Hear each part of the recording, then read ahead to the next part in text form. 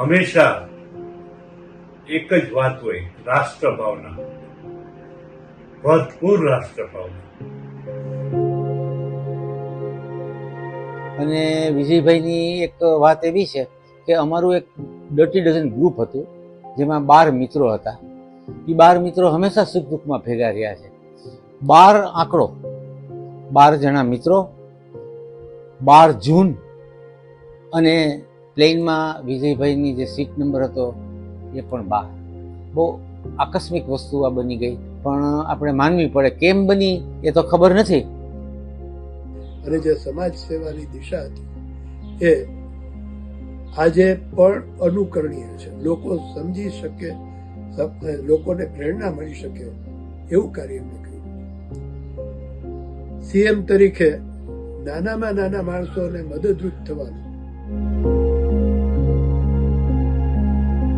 કોઈ પણ રાષ્ટ્રની ઘટના બને એટલે એ આગળ હોય અને અમને બધાને ભેગા સાથે રાખીને જે કઈ સેવા કાર્ય હોય એમાં સાથે જ ઉતરતા.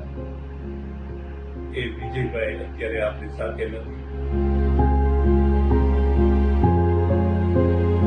વિજયભાઈના જવાથી અમે અમારું એક સ્વજન ગુમાવ્યું હોય એવું લાગે છે.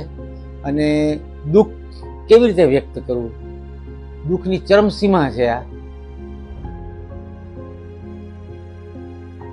એમણે કોરોના પછી, કોરોનાના કપરા કાળમાં એમણે બહુ મક્કમતાથી ગુજરાતનું સુકાન સંભાળ્યું.